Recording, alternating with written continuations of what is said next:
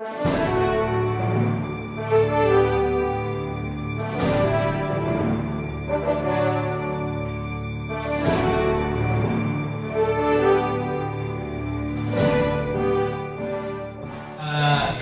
ng Senate impeachment court dun sa motion nyo to defer action?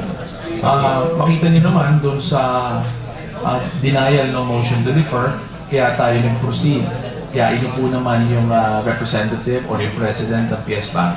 So, we have, that's a reality that we have to face, na may denial yung motion to defer proceedings in the light of a petition pending with the Supreme Court.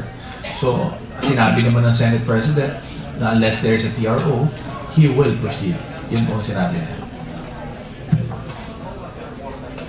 Sir, sa denial sa request ng prosecutor sa P9 report.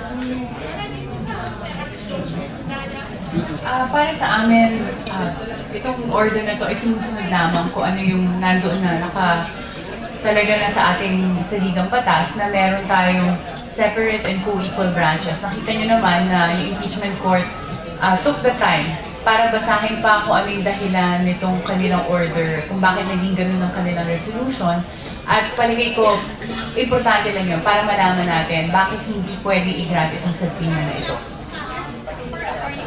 Sir, what will be the implication of the testimony about the existence of 5 bank accounts? In fact, walang nakadeclare kahit isang bank account sa Senate Chief Justice in 2000.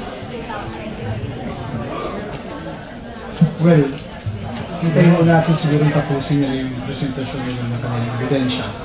Sapagkat malinaw po ang aming paniniwala na may mga katanungan muna dapat sagutin. Sapagkat unang-una, ito bang paglabas ng ebidensyang ito ay naaayon sa batas? Pangalawa, ang pinagkuhanan ba ng mga dokumento na ito ay from a legal source? Gusto ko namin klaruhin lang na nagpresenta ko kanina yung testigo nila, ngunit malinaw mula doon sa testigo nila, mula doon sa 5 bank accounts na prinisenta, marami ho doon, wala naman ho pala. So siguro yun ang tingnan muna natin. Kasi kung ihahalin tulad na natin siya doon sa SALN, may ibang proseso pa yan. So, by the mere fact of the presentation of the bank accounts, we should not conclude hastily that there is already an illegality or there is already an illegal act done. No?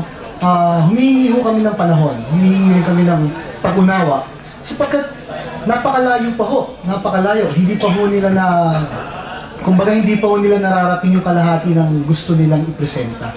For 2010, sir, he has close to 20 million, pero hindi siya na-declare sa 2010 SALN, so you have an explanation? Well, oo, meron po tayong kapaliwanagan diyan. Hinihintay lang po natin yung tamang pagkakataon. Ngunit gusto ko na ho siguro correct muna yung 20 million. Yan ho wala ho tayong nakitang 20 million. No? Hindi ho yan na-elicit, hindi ho yan sinabi ng testigo. Yung 20 million ho na yan, malamang conclusion ho yan ng mga nagko-compute. No?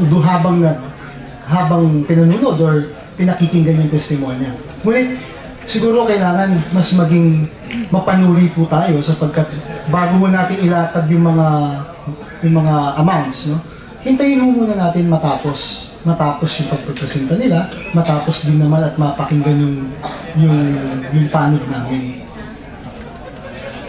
In addition dyan, no, sana makita rin po natin na yung subpoena ay sumasaklaw o sumasakop ng ilang taon. Nagsimula ng 2007, 2008, 2009, 2010. Mga tatlong account naman po nung tinignan ay may makikita kayo, 0 ang balanse, hindi po ba? Year ending a particular time. Makikita nyo rin po doon, maliban sa 0, is that may mga taon na hindi pa pala existing. So, nung mga hiningi po yung mga supinang iyon, para sa particular bank account na tinutukoy, ay hindi pa pala existing ang mga bank account na yun. Kaya makikita nyo, sinabing, sa 2007, wala po, walang record. Bakit? Kasi wala pa palang existence yung account na yun. 2008, wala po. Or 2009 lang lumabas. So, yung mga bagay na yun, siguro kailangan natin tingnan po also. Paano yung interpret ko? Wala naman pala Yun nga nakakalungkot, di ba? Parang naghihigitan tayo rito. Tapos malalaman natin na wala naman palang laman yung ilang bank account na yon. Kasi po kami naniniwala na kung sila ay naglatag ng mga bank accounts, ay alam nila kung anong nilalaman nito. Kami nga po yung surprise, di po ba? Yan ang ino-objectan namin na sinabi rin ng ruling ng husgado na sabi yung pag-source ng mga information should not be inquisitorial and dapat very particular at may purpose ang paghahanap nito. So yun lang naman sinasabi namin. Siguro dagdagan ko lang yun. Ito yung nagpapakita na ngayon ng pattern, no? Pattern sa nangyayari sa paglilitis. Meron tayong pattern of inconsistencies dito. Meron tayong pattern of lies. Meron din tayong pattern of suppression of the truth, no? Sapagkat makikita natin maraming pagkakataon na nabubuking ang prosecution, no? Nabubuking sila ng mga senator judges. Sapagkat tila yata hindi sila nagiging truthful sa mga sinasabi nila habang naglilitis. Malinaw po sa amin na bilang mga abogado at bilang mga participants dito sa isang prosesong marangal, ay dapat po sana nagsasabi tayo ng totoo. At wag po natin pinangungunahan kung ano yung nangyayari sa korte.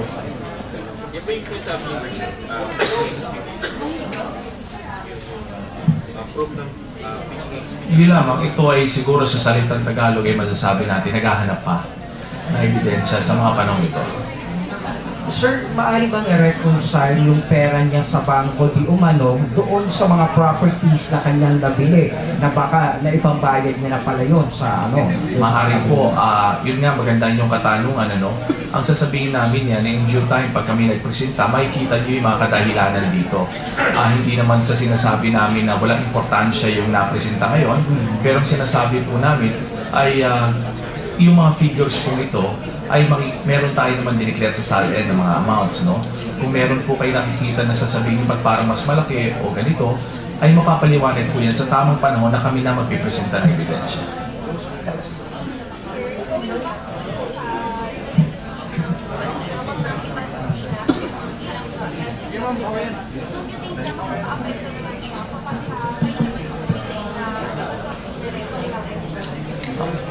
Alam niyo po, if I may, yung pagpasupina dito, yun ang pinagbawal ng impeachment court because that is a compulsory process sa paggalang sa tatlong branches, separation of branches of government. Pero po, hindi namin sinasabi na gagawin ng justice. Pero ang tinatawag dito, pag ang testigo ay voluntaryong dumulog, personal niya yun. Personal niya po yun. Hindi yung sinasabing pinipilit siya na hindi niya kagustuhan. Iba pong usapan yun. Sir, pa-follow up lang.